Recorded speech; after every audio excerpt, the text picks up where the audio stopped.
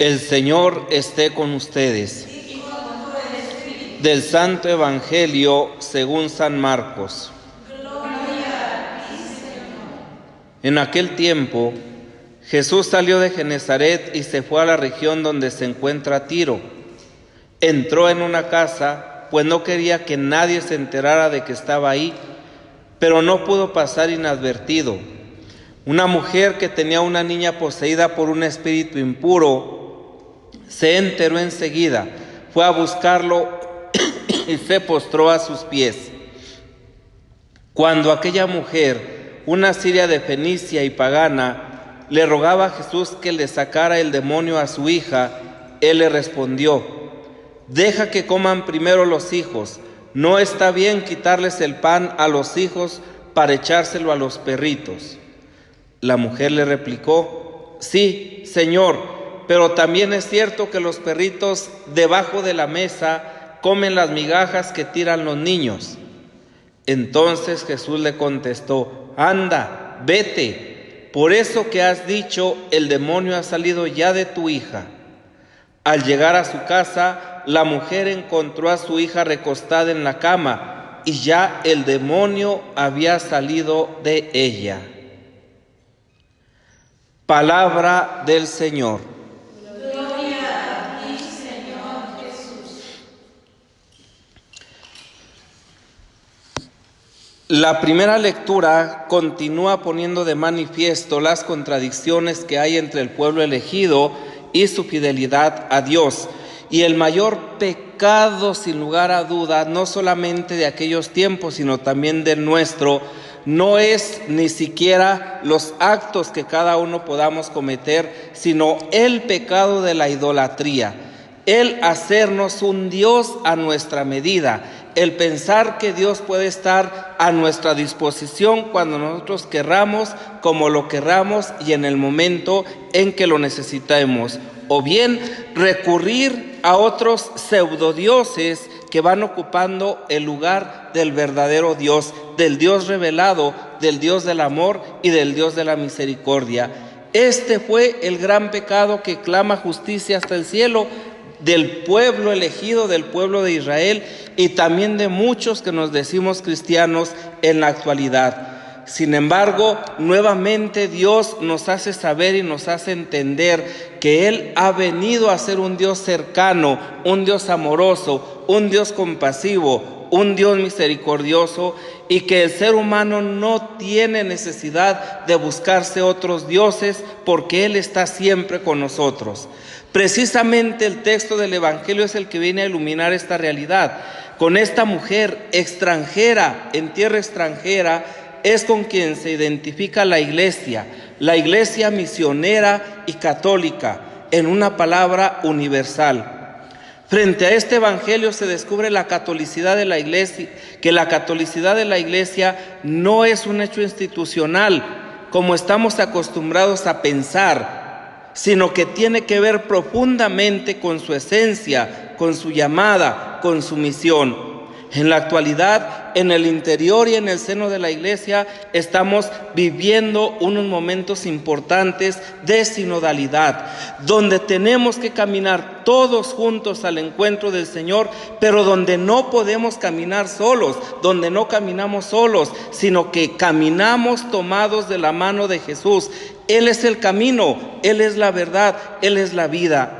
Y desde esta perspectiva, en efecto, la iglesia extranjera entre los extranjeros, pobre entre los pobres, prosigue la obra de la encarnación a través de los cristianos que se ven y se descubren hermanos entre ellos y hermanos entre todos. Esta es la realidad que Cristo ha asumido en sí mismo de toda la humanidad. Y por eso precisamente la iglesia es esencialmente misionera, es anunciadora, es portadora de la buena noticia a todos los hombres y mujeres de todos los tiempos. Por eso es necesario un proceso auténtico de purificación, de conversión, de volvernos a Dios. Se trata de una inversión o conversión que constituye la catolicidad de la iglesia, para que todo el esfuerzo humano converja en ella hacia su punto de atracción y de comprensión, que es Dios. Cuando la iglesia se va descubriendo a la luz de los signos de los tiempos nuevas formas de evangelizar, nuevas formas de transmitir la fe, nuevas formas de dar una respuesta a las vicisitudes de nuestros tiempos, no puede despegar su mirada de Jesús, no puede cerrarse a la acción del Espíritu Santo, no puede dejar de contemplar la obra salvadora de Dios, porque entonces se alejará del proyecto de salvación. Así pues, hoy que celebramos la fiesta de este mártir tan extraordinario, la fiesta de este mártir que fue capaz de dar su vida verdaderamente de forma extraordinaria. Tenía 12 años cuando estalló la guerra contra la iglesia. Los cristeros se levantan al grito de ¡Viva Cristo Rey! Y ¡Viva Santa María de Guadalupe! Y entonces todos, quien más, quien menos, los que verdaderamente creían, los que no se consideraban aislados precisamente de esta catolicidad, sino que se sentían identificados con ella, porque el Dios de Jesucristo también había venido para estas tierras, quieren defender su libertad religiosa.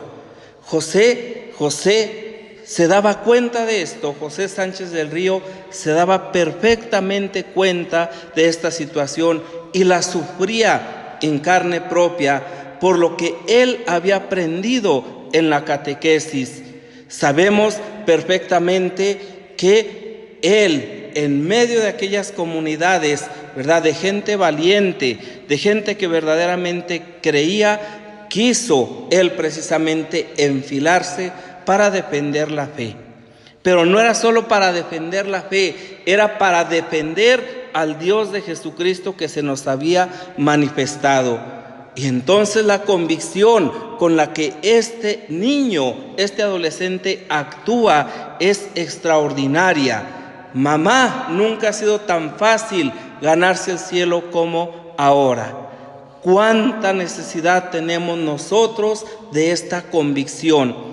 De abrazar a todos los hombres y mujeres desde la perspectiva del Evangelio que venimos manejando en esta reflexión, pero al mismo tiempo de no avergonzarnos de nuestra fe, de no avergonzarnos del Dios de Jesucristo y de ser capaces de dar testimonio con nuestra vida. Sí, el sínodo nos invita a volver nuestra mirada a Dios, al Padre, al Hijo y al Espíritu Santo, pero también nos invita a ser firmes en nuestra fe, porque esta firmeza en nuestra fe es la que dará credibilidad y es la que dará crédito que verdaderamente Dios ha venido a salvar a la humanidad entera.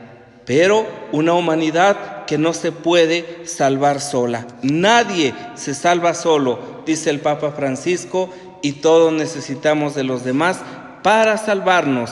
No porque los demás nos salven, solamente hay un Salvador y ese es Cristo Jesús. Pidámosle a Él que seamos capaces de abrir nuestra mente y nuestro corazón de la misma manera que lo hizo San José Sánchez del Río y de la misma manera que lo hizo esta mujer en el Evangelio que le arrancó a Jesús precisamente el milagro de la salud de su hija.